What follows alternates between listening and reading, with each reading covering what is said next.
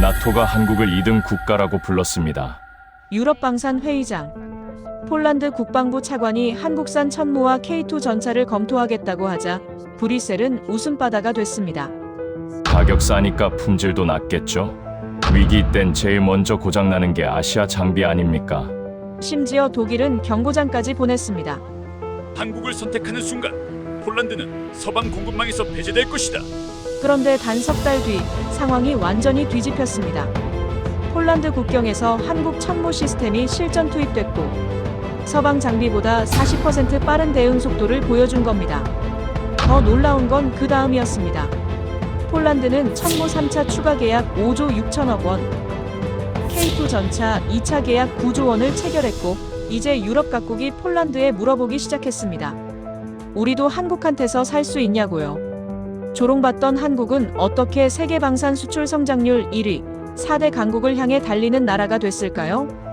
도대체 무슨 일이 있었던 걸까요? 이야기 시작에 앞서 구독과 좋아요 부탁드립니다.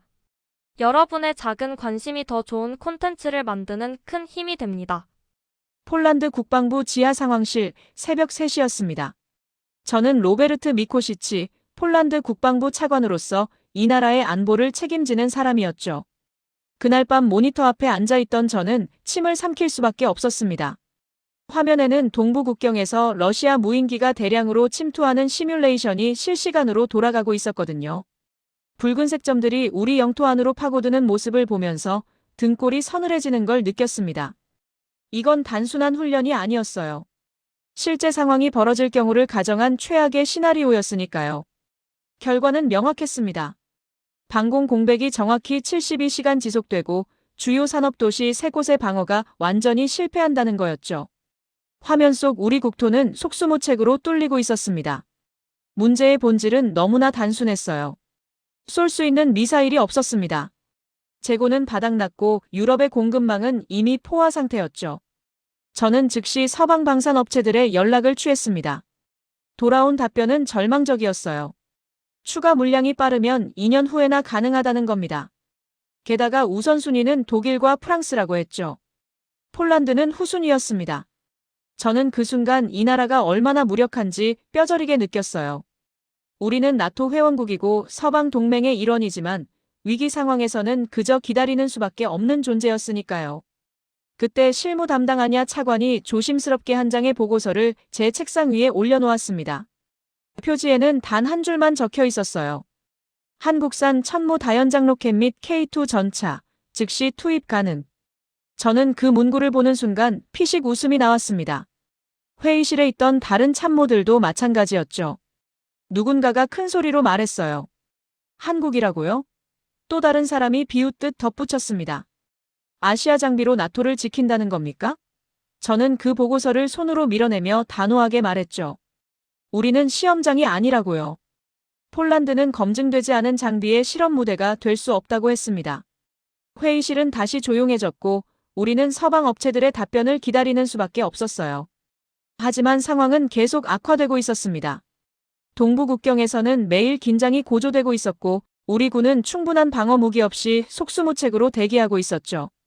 밤마다 저는 시뮬레이션 결과를 들여다보며 잠을 이루지 못했습니다.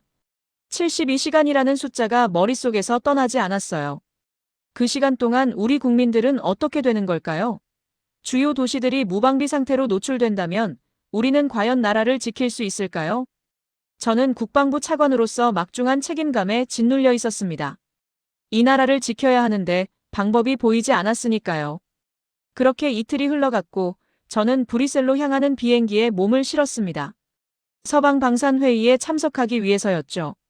브뤼셀의 회의장은 화려했습니다. 유럽과 미국의 주요 방산 기업 대표들이 모여 있었고 각국 국방부 고위 관계자들이 자리를 채우고 있었죠. 저는 그 자리에서 한국 옵션을 공식 안건으로 올렸습니다. 솔직히 말하면 저도 확신이 없었어요. 하지만 우리에게는 시간이 없었고 모든 가능성을 검토해야 했으니까요. 제가 한국 방산업체의 제안을 언급하는 순간 회의실 분위기가 확 바뀌었습니다.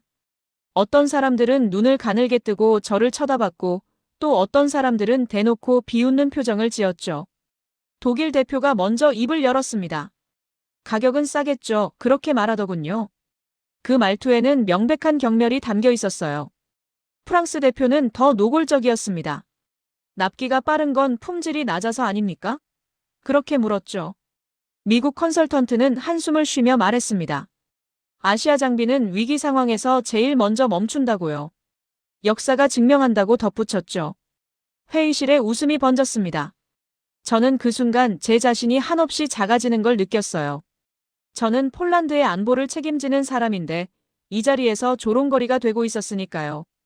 영국 대표가 가장 결정타를 날렸습니다. 그는 느긋하게 커피를 마시며 말했죠. 폴란드가 왜 2등 장비를 쓰려는 건지 이해가 안 된다고요. 나토 회원국으로서 품격에 맞는 선택을 해야 하지 않겠냐고 했습니다. 그 말에 저는 할 말을 잃었어요. 2등 장비라는 표현이 귓가에 맴돌았습니다. 한국은 정말 2등 국가인가? 한국 무기는 정말 믿을 수 없는 건가? 저는 확신할 수 없었습니다. 회의는 결국 아무런 결론 없이 끝났고 각국 대표들은 서방 업체들의 일정을 기다리자는 쪽으로 의견을 모았죠. 그날 밤 호텔로 돌아온 저는 개인 메일함을 확인했습니다. 그곳에는 독일의 한 컨설팅 회사에서 보낸 경고문이 와 있었어요. 제목부터 심상치 않았습니다. 폴란드의 방산 선택에 관한 주의사항이라고 적혀 있었죠. 내용을 읽는 순간 등골이 오싹해졌습니다. 메일은 이렇게 경고하고 있었어요. 만약 폴란드가 한국을 선택할 경우 서방 핵심 공급망에서 배제될 수 있다고요.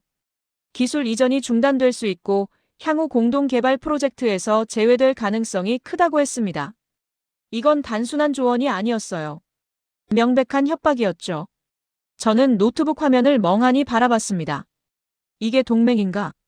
우리가 믿었던 서방 파트너십이란 게 이런 건가? 하지만 저는 현실주의자였습니다. 감정에 휘둘릴 수는 없었죠.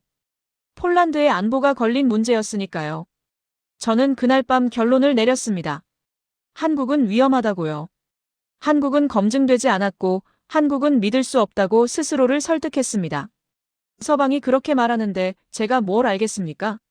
저는 그저 이 나라를 지키고 싶었을 뿐이에요. 안전한 선택을 하고 싶었던 겁니다. 하지만 마음 한구석에서는 계속 의문이 꿈틀거렸습니다. 정말 한국은 안 되는 걸까? 우리가 놓치고 있는 건 없을까? 그 의문은 쉽게 사라지지 않았죠. 국경 상황은 날이 갈수록 악화되고 있었습니다. 러시아의 군사 활동이 증가하고 있었고 우리 정보부는 매일 긴급 보고서를 올리고 있었죠. 저는 더 이상 기다릴 수 없다는 걸 알았습니다. 서방 업체들의 답변은 여전히 2년 후였고 우리에게는 그만한 시간이 없었어요. 실무 차관 아냐가 다시 제 집무실로 찾아왔습니다. 그녀는 단호한 표정으로 말했죠. 차관님, 직접 확인하시는 게 어떻겠습니까? 한국에 가보시라고 했습니다. 저는 처음에는 거절했어요. 무슨 의미가 있겠냐고 물었죠. 하지만 아냐는 물러서지 않았습니다. 그녀는 이렇게 말했어요. 증거 확보용으로라도 가보시라고요. 한번 보고 완전히 지워버리든지 아니면 가능성을 확인하든지 하시라고 했습니다. 저는 고민 끝에 동의했습니다. 솔직히 한국을 완전히 배제하기 위한 명분이 필요했거든요. 직접 가서 보고 안 된다는 걸 확인하면 더 이상 이 논란에서 벗어날 수 있을 거라고 생각했죠. 이틀 후, 저는 인천공항에 도착했습니다. 한국 방산업체 관계자들이 저를 맞이했고 우리는 곧바로 공장으로 향했어요. 차 안에서 저는 창밖을 바라보며 생각했습니다. 이 나라가 과연 폴란드를 지킬 무기를 만들 수 있을까?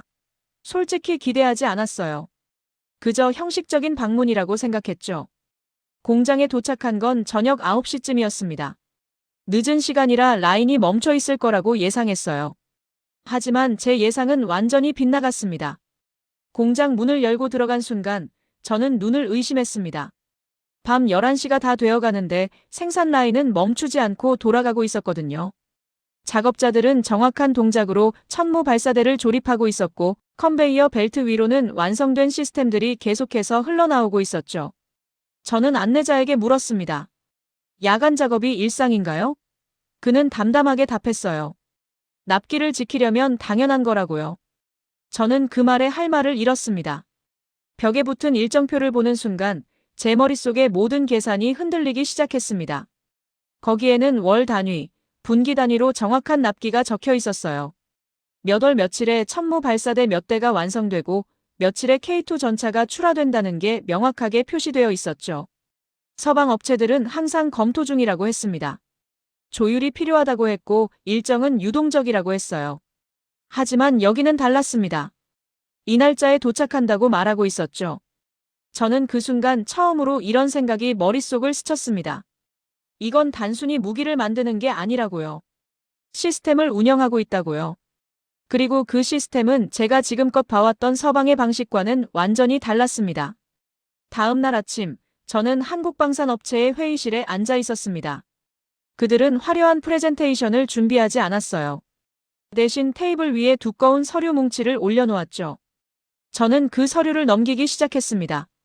거기에는 설명이 아니라 숫자가 가득했어요. 천무 발사대 몇 월에 몇 대가 생산되고 K2 전차는 몇 주 동안 훈련이 진행되며 몇 시간마다 정비가 필요한지가 정확하게 적혀 있었습니다. 예비 부품 재고는 얼마나 확보되어 있고 기술 지원 인력은 몇 명이 파견되는지까지 명시되어 있었죠.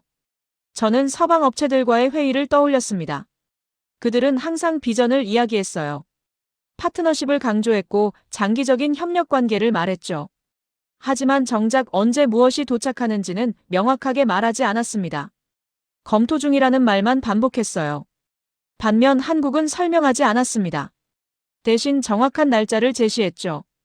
이 차이가 무엇을 의미하는지 저는 그제야 깨닫기 시작했습니다. 말의 기술과 실행의 기술은 완전히 다른 거였어요. 한국 담당자는 차분하게 말했습니다. 폴란드가 원하시는 천무 발사대 물량은 올해 12월까지 모두 납품 가능하다고요. K2 전차 첫 번째 배치는 석 달 내로 도착할 수 있다고 했습니다. 저는 그 말을 듣고 되물었어요. 정말 가능한 거냐고요. 그는 고개를 끄덕이며 답했습니다. 우리는 약속한 것만 말한다고요. 지킬 수 없는 건 처음부터 약속하지 않는다고 했죠. 저는 그 순간 묘한 감정을 느꼈습니다. 이건 자신감이 아니었어요. 그냥 사실을 말하고 있었던 겁니다. 오후에는 실제 장비 시연을 보러 갔습니다. 한국군 훈련장에서 천무 다연장 로켓 작동을 직접 확인하는 자리였죠. 표적이 설정되었고 레이더가 즉시 포착했습니다. 발사 시스템이 작동했고 로켓들이 연속으로 발사되었어요. 정확히 3초 만에 모든 표적이 타격되었습니다. 저는 스톱워치를 들고 시간을 재고 있었는데 그 속도에 깜짝 놀랐죠. 서방 시스템은 대응 시간이 평균 5초에서 7초였거든요. 하지만 여기는 3초였습니다. 이 2초 차이가 전장에서는 생명을 결정한다는 걸 저는 너무나 잘 알고 있었어요. 저는 한국 기술자에게 물었습니다. 오작동률은 어느 정도냐고요. 그는 서류를 꺼내 보여줬습니다. 지난 1년간 실전 배치된 시스템의 오작동률은 0.3%라고 했어요. 정비 주기는 평균 500시간이라고 덧붙였죠. 저는 그 숫자들을 머릿속으로 계산해봤습니다. 서방 시스템과 비교했을 때 오히려 더 안정적이었어요. 저는 그동안 제가 믿어왔던 선진국 기준이라는 게 무엇이었는지 의문이 들기 시작했습니다. 과연 그건 기술의 우수성을 말하는 걸까요? 아니면 단지 브랜드의 권위를 말하는 걸까요? 저녁 무렵, 저는 호텔방으로 돌아와 노트북을 열었습니다. 한국방산 산업에 대해 직접 찾아보기 시작했어요. 그동안 저는 한 번도 제대로 알아보지 않았다는 걸 깨달았죠. 자료를 찾아보니 놀라운 사실들이 나타났습니다. 한국은 이미 세계 방산 수출 순위에서 8위에서 10위권으로 급부상했더군요. 2012년부터 2016년까지와 비교했을 때 2017년부터 2021년까지의 성장률이 177%로 세계 1위였습니다. 한국 정부는 2027년까지 세계 4대 방산 강국으로 도약한다는 목표를 세웠더군요. 미국, 러시아, 프랑스에 이어 넷째가 되겠다는 겁니다. 더 놀라운 건 한국이 이미 폴란드뿐만 아니라 중동, 동남아시아, 유럽 여러 나라에 무기를 수출하고 있다는 사실이었습니다. 아랍에미리트에는 4조 원대 규모의 천궁2 미사일을 수출했고 호주에는 K9 자주포를 공급했어요. 실전 배치된 사례도 많았고 대부분 긍정적인 평가를 받고 있었습니다. 저는 그제야 깨달았습니다. 제가 한국을 몰랐던 게 아니라 알려고 하지 않았던 거라는 걸요. 서방의 시선으로만 세상을 봤던 겁니다. 밤늦게까지 자료를 읽으며 저는 한 가지 결론에 도달했습니다. 한국은 말하지 않는다고요. 대신 보여준다는 거였어요. 화려한 마케팅도 없고 정치적인 로비도 없었습니다. 그냥 약속한 날짜에 약속한 물건을 보낸다는 것. 그게 한국 방산의 철학이었던 겁니다. 그리고 그 철학이 한국을 세계 방산 수출 성장률 1위 국가로 만들었다는 사실을 알게 됐죠. 저는 침대에 누워 천장을 바라보며 생각했습니다. 과연 폴란드에게 필요한 건 명성인가? 아니면 실질적인 방어 능력인가? 답은 명확했습니다. 하지만 그 답을 받아들이기까지는 조금 더 시간이 필요했죠. 폴란드로 돌아온 지 일주일 후 동부 국경에서 실제 경보가 울렸습니다. 러시아 드론이 국경 근처에서 포착되었다는 보고였어요. 저는 즉시 상황실로 달려갔습니다. 모니터에는 드론의 이동 경로가 실시간으로 표시되고 있었죠. 우리 군은 대응 태세에 들어갔지만 솔직히 불안했습니다. 기존 시스템으로는 대응 시간이 너무 오래 걸렸거든요. 그때 안야 차관이 제안했습니다. 한국 시스템 시범 운용을 시작해보자고요. 마침 첫 번째 배치 물량이 도착해서 시험 가동 중이었거든요. 저는 잠시 망설였지만 고개를 끄덕였습니다. 어차피 선택의 여지가 없었으니까요. 한국 기술팀이 즉시 투입되었고 천무 시스템이 가동되기 시작했습니다. 레이더가 표적을 포착하는 데 걸린 시간은 정확히 4초였습니다. 추적 시스템이 즉시 작동했고 대응 방안이 화면에 표시되었죠. 한국에서 본 것과 똑같은 속도였어요. 아니, 오히려 더 빨랐습니다. 기술자들은 침착하게 시스템을 조작했고 모든 게 계획대로 진행되었습니다. 오작동은 없었어요. 시스템은 마치 오래전부터 이곳에 있었던 것처럼 자연스럽게 작동했죠. 훈련이 끝난 후 현장 지휘관이 저에게 보고서를 올렸습니다. 기존 체계 대비 대응 시간이 40% 단축되었다고 했어요. 정확도도 더 높았고 시스템 안정성도 우수했다고 평가했죠. 저는 그 보고서를 읽으며 모니터에서 눈을 떼지 못했습니다.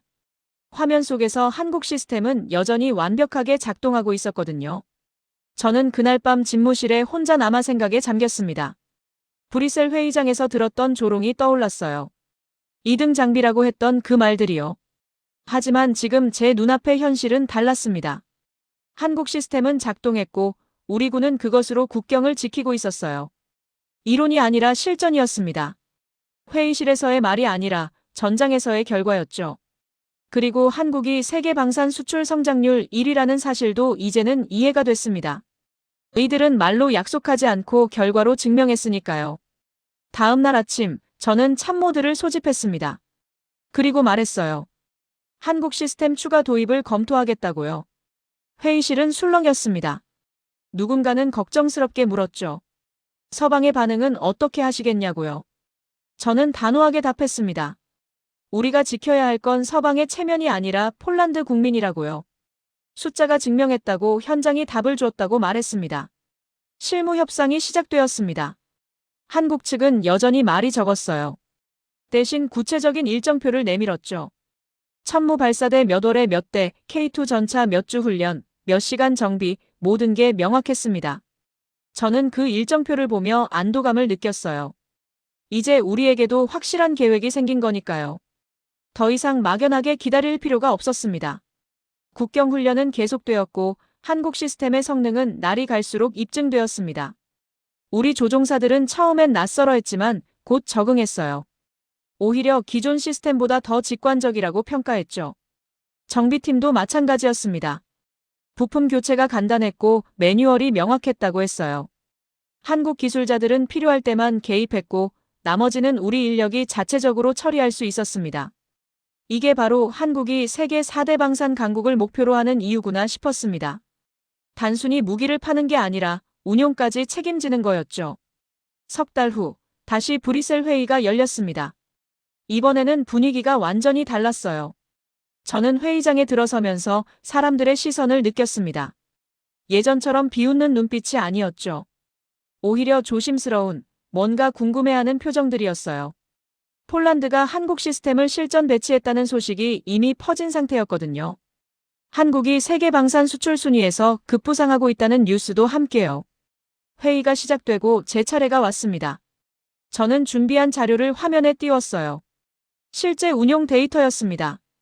천무 시스템 대응 시간 단축률, 정확도 향상 시스템, 안정성 지표 모든 게 숫자로 명확하게 표시되어 있었죠. 회의실은 조용해졌습니다. 아무도 웃지 않았어요. 오히려 다들 진지하게 화면을 바라보고 있었습니다. 독일 대표가 먼저 질문했습니다. 실제 납기는 어떻게 되었냐고요? 저는 답했죠. 약속한 날짜보다 이틀 빨랐다고요.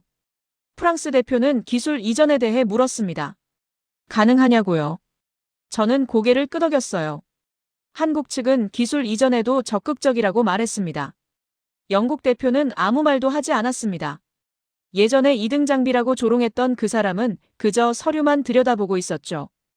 회의가 끝난 후 복도에서 여러 나라 대표들이 저에게 다가왔습니다. 질문이 쏟아졌어요.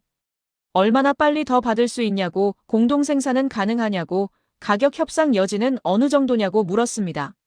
저는 그들의 표정을 보며 웃음이 나왔어요. 석 달 전만 해도 한국을 조롱하던 사람들이었는데 이제는 먼저 물어보고 있었으니까요. 한국이 방산 수출 성장률 177%로 세계 1위라는 사실을 이제는 누구도 비웃지 못했습니다. 저는 한국 측에 연락을 취했습니다. 다른 나라들도 관심을 보이고 있다고 전했죠. 한국 담당자는 담담하게 답했어요. 약속한 일정만 지킬 수 있다면 검토하겠다고요. 무리한 계약은 하지 않는다고 했습니다. 저는 그 말에 고개를 끄덕였어요. 그게 바로 한국이 신뢰를 얻는 방식이라는 걸 알았으니까요. 그리고 그 방식이 한국을 세계 4대 방산 강국으로 향하게 만든다는 것도요. 폴란드로 돌아와서 저는 국방부 장관에게 보고했습니다. 한국 시스템 추가 도입을 정식으로 제안했죠. 장관은 물었어요. 확신하냐고요? 저는 단호하게 답했습니다. 현장이 증명했다고, 숫자가 말해준다고 했어요. 그리고 한국은 이제 단순한 신흥 방산국이 아니라 세계 4대 방산 강국을 목표로 달리는 나라라고 설명했습니다. 장관은 승인했고 본격적인 계약 협상이 시작되었습니다. 협상 과정은 놀라울 정도로 명확했습니다. 한국 측은 조건을 분명히 했어요. 납기, 가격, 기술 지원, 모든 게 계약서에 구체적으로 명시되었죠. 애매한 부분이 없었습니다. 서방 업체들처럼 유동적이라는 말도, 상황에 따라 조정 가능하다는 말도 없었어요. 그냥 이 날짜에 이것을 한다. 그게 전부였습니다. 저는 계약서에 서명하면서 생각했습니다. 판이 바뀌었다고요. 더 이상 폴란드는 서방의 일정을 기다리는 나라가 아니었어요. 우리는 스스로 선택할 수 있게 되었습니다. 그리고 그 선택은 한국이라는 이름으로 구체화되고 있었죠. 계약이 체결된 후 본격적인 도입이 시작되었습니다. 폴란드는 천무 다연장 로켓만 도입한 게 아니었어요. K2 전차, K9 자주포, 정비 패키지, 훈련 프로그램까지 전체를 한국에서 가져왔습니다. 이건 단순한 무기 구매가 아니었죠. 시스템 전체를 바꾸는 일이었어요. 한국은 전차만 넘기지 않았습니다. 운용 방식까지 함께 전달했어요. 어떻게 정비하고 어떻게 훈련하며 어떻게 시간을 관리하는지까지 포함되어 있었죠. 한국 기술팀이 폴란드에 상주하면서 우리 인력을 교육했습니다. 그들은 매뉴얼만 던져주고 가는 게 아니었어요. 직접 시연하고 함께 훈련하며 우리가 완전히 익숙해질 때까지 곁에 있었습니다. 처음 몇 주는 혼란스러웠어요. 새로운 시스템에 적응하는 게 쉽지 않았거든요. 하지만 한국 방식은 명확했습니다. 모든 절차가 단계별로 정리되어 있었고 각 단계마다 체크리스트가 있었죠. 우리 병사들은 그 체크리스트를 따라가기만 하면 되었어요. 실수할 여지가 줄어들었습니다. 정비 시스템도 완전히 달라졌습니다. 예전에는 문제가 생기면 본국에 연락해서 기술자를 기다려야 했어요. 몇 주씩 걸리는 경우도 많았죠. 하지만 한국 시스템은 달랐습니다. 대부분의 정비를 현장에서 자체적으로 처리할 수 있었어요. 부품도 충분히 확보되어 있었고 매뉴얼이 워낙 상세해서 우리 기술병들이 직접 해결할 수 있었습니다. 이게 바로 한국이 방산 수출 성장률 1위를 기록한 이유였습니다. 판매 후에도 책임지는 시스템이었죠. 저는 현장을 자주 방문했습니다. 병사들의 반응을 직접 듣고 싶었거든요. 그들은 대체로 긍정적이었어요. 한 조종사는 이렇게 말했습니다. 천무 시스템이 직관적이라고요. 복잡한 절차 없이 바로 작동한다고 했죠. 정비병은 말했어요. K2 전차 부품 교체가 쉽다고, 공구만 있으면 현장에서 다 처리할 수 있다고 했습니다. 그 순간 저는 깨달았습니다. 폴란드는 이제 단순한 소비자가 아니라고요. 우리는 이 시스템의 중심 노드가 되어가고 있었어요. 한국에서 기술을 받고 그걸 우리 방식으로 운용하며 나중엔 다른 나토 국가에도 전파할 수 있는 위치에 서게 된 겁니다. 이건 한국이 의도한 건지 아니면 자연스럽게 생긴 결과인지 모르겠어요. 하지만 분명한 건 폴란드의 위상이 달라지고 있다는 거였습니다. 유럽 내에서도 반응이 나타나기 시작했습니다. 다른 나라들이 폴란드의 사례를 주목하고 있었어요. 한국 시스템이 실제로 어떻게 작동하는지, 정말 신뢰할 수 있는지를 우리를 통해 확인하려는 거였죠. 저는 그들에게 솔직하게 말했습니다. 약속한 건 지켜진다고, 숫자는 거짓말하지 않는다고요. 한국이 세계 4대 방산 강국을 목표로 하는 건 허황된 꿈이 아니라 구체적인 계획이라고 설명했습니다. 반년이 지나자 폴란드 국방 시스템은 완전히 달라져 있었습니다. 대응 시간은 크게 단축되었고 시스템 안정성은 높아졌어요. 무엇보다 우리는 확신을 가지게 되었습니다. 우리가 우리 땅을 지킬 수 있다는 확신이요. 그 확신은 서방의 명성에서 온 게 아니었습니다. 매일 작동하는 참모 시스템, 매일 훈련하는 병사들, 매일 정비되는 K2 전차에서 온 거였죠. 그리고 이 모든 게 한국이라는 나라가 만들어낸 결과였습니다. 1년 후, 저는 기자회견장에 섰습니다. 폴란드 국방부가 한국과의 장기 파트너십을 공식 발표하는 자리였어요. 참모 3차 추가 계약 5조 6천억 원, K2 전차 2차 계약 9조 원 규모였습니다. 카메라가 돌아가고 기자들이 자리를 채웠습니다. 저는 준비한 원고를 내려놓았어요. 원고대로 읽고 싶지 않았거든요. 제 목소리로, 제 언어로 말하고 싶었습니다. 저는 천천히 입을 열었습니다. 우리는 한국을 얕봤다고요. 정확히 말하면 시간을 지키는 나라를 무시했다고 말했습니다. 회의장이 조용해졌어요. 저는 계속 말했죠. 우리는 브랜드를 믿었지만 한국은 약속을 지켰다고요. 우리는 명성을 따랐지만 한국은 결과를 냈다고 했습니다. 그리고 한국은 이제 세계 방산 수출 점유율 2.2%를 넘어서며 4대 방산 강국을 향해 달리고 있다고 덧붙였습니다. 한 기자가 질문했습니다. 서방 동맹국들의 반응은 어떠냐고요? 저는 솔직하게 답했어요. 처음엔 우려했다고요. 하지만 지금은 오히려 관심을 보인다고 했습니다. 왜냐하면 폴란드가 증명했으니까요. 한국 시스템이 작동한다는 걸, 신뢰할 수 있다는 걸 우리가 보여줬다고 말했습니다. 한국의 방산 수출 성장률이 177%로 세계 1위라는 사실이 이제는 증명됐다고요. 또 다른 기자가 물었습니다. 후회하지 않냐고요. 저는 고개를 들어 카메라를 똑바로 바라봤습니다. 단 한 번도 후회한 적 없다고 답했어요. 오히려 더 일찍 결정하지 못한 걸 아쉬워한다고 했죠. 만약 1년 전에 결정했다면 우리는 더 빨리 안전해질 수 있었을 거라고 말했습니다. 그리고 한국이 세계 4대 방산 강국이 되는 과정을 폴란드가 함께한다는 게 자랑스럽다고 덧붙였습니다. 회견이 끝난 후 저는 차를 타고 국경 훈련장으로 향했습니다. 그곳에서는 오늘도 한국 시스템이 돌아가고 있었어요. 참모 발사대가 작동하고 병사들이 훈련하며 정비팀이 K2 전차를 점검하고 있었죠. 저는 차에서 내려 훈련장을 걸었습니다.